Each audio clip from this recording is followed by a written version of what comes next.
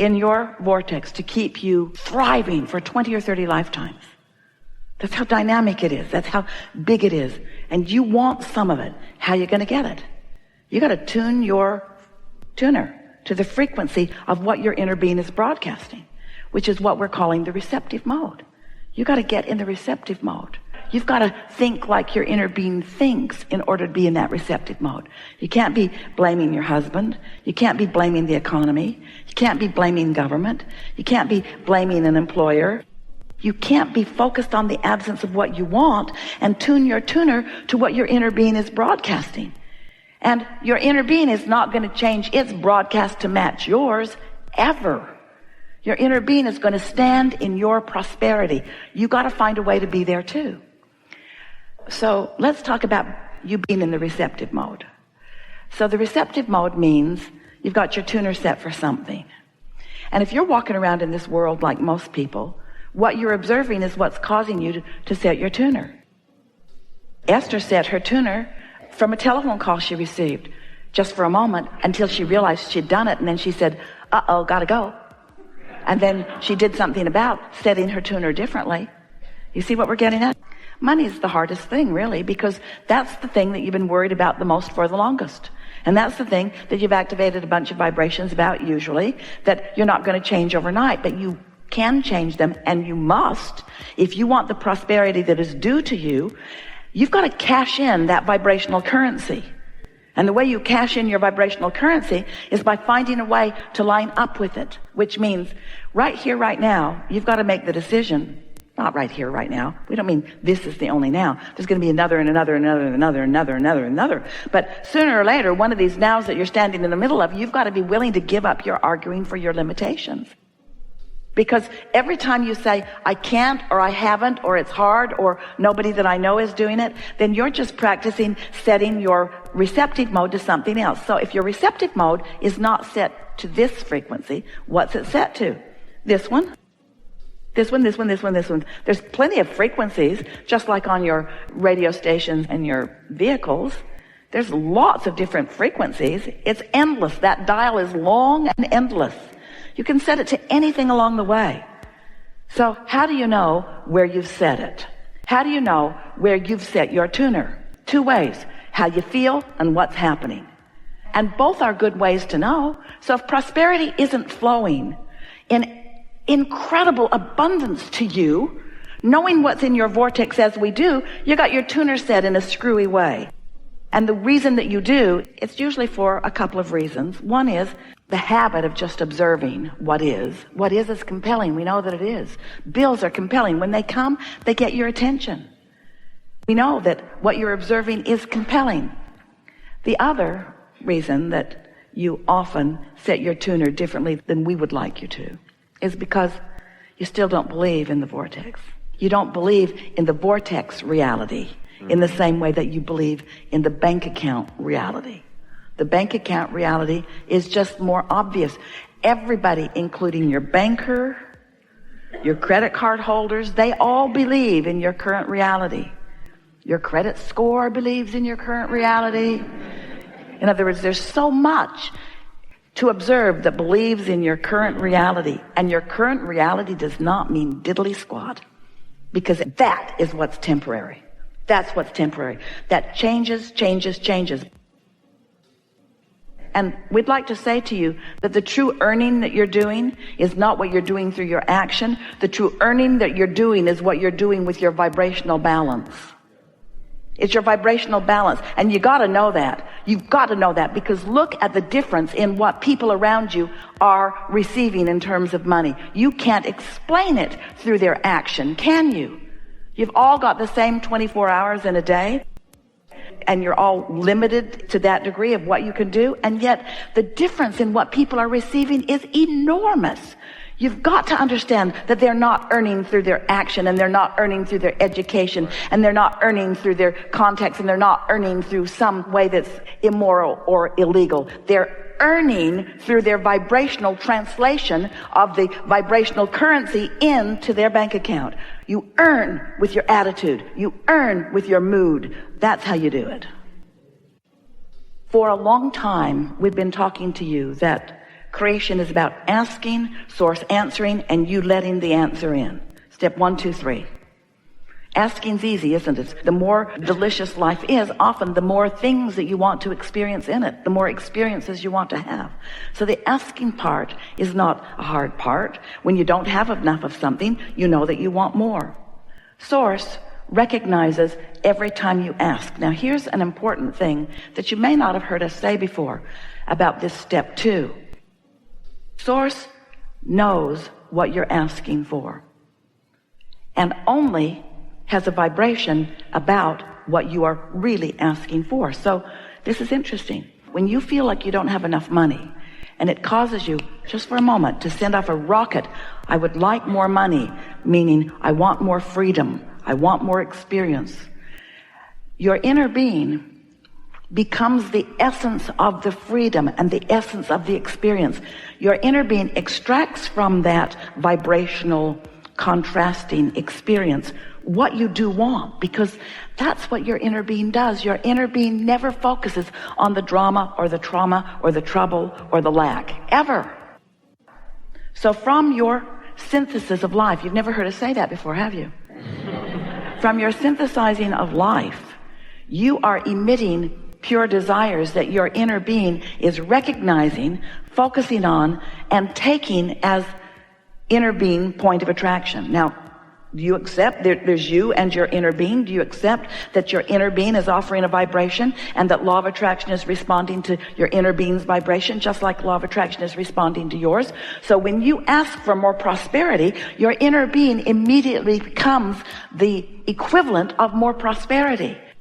But if you don't immediately become the equivalent of prosperity vibrationally, as in being optimistic or anticipation, then there's a vibrational difference between you and your inner being, and that's when you feel doubt or fear or worry or jealousy or anger or whatever those feelings around money often are.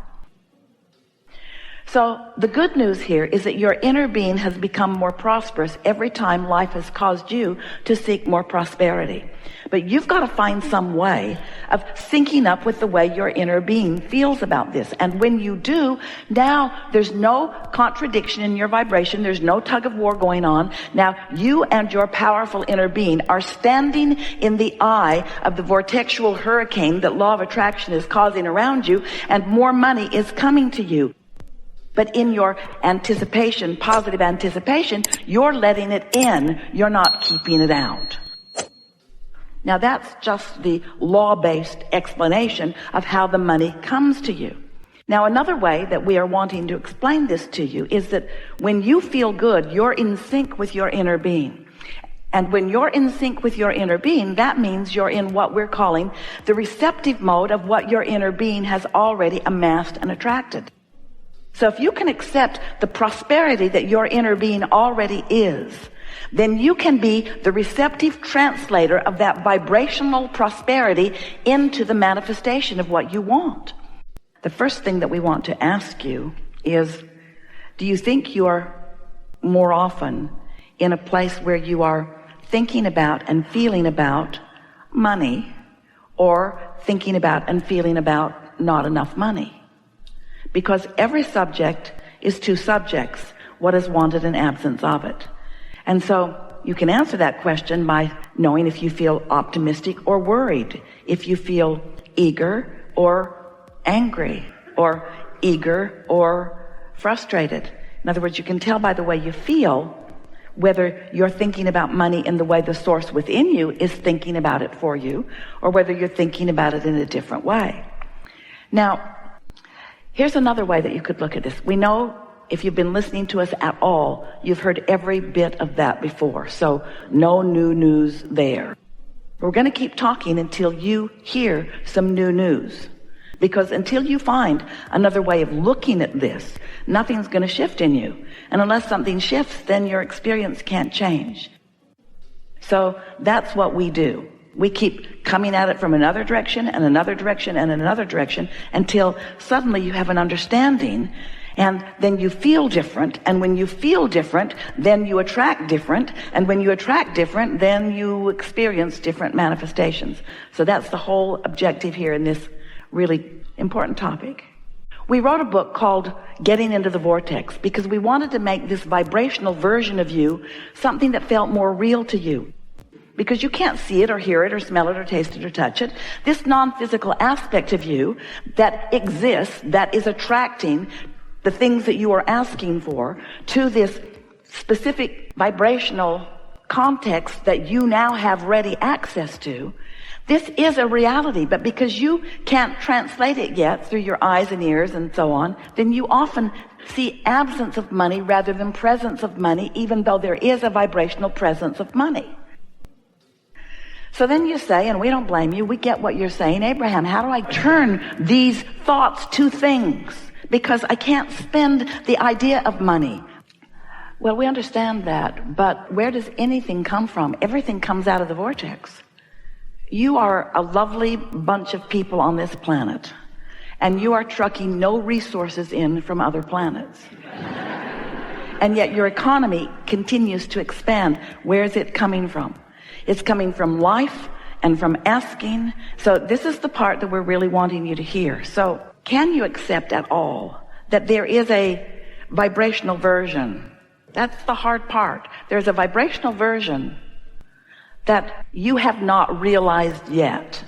If you accept that it's there, then this is the question that we want you to contemplate. We're going to get here together.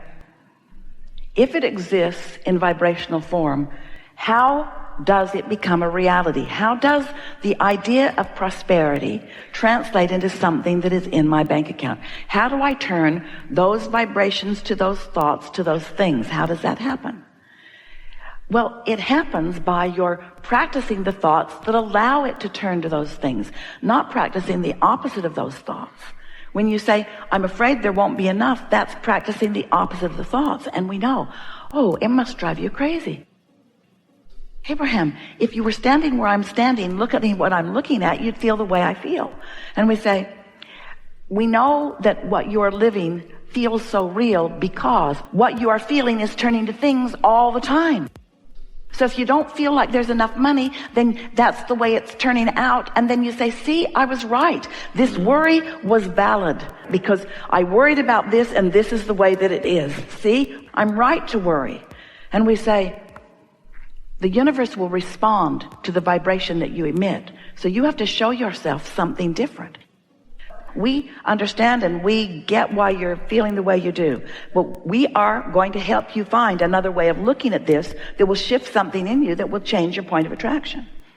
So, on we go. You create your own reality, blah, blah, blah, blah, blah. You ask and you throw it in the vortex, blah, blah, blah, blah, blah. We know you're sick to death of the vortex. But now, here the prosperity is in the vortex. How are you going to translate into your experience the prosperity that we promise you, blah, blah, blah, blah, blah, is there? How are you going to get it out? How are you going to be the realizer of it?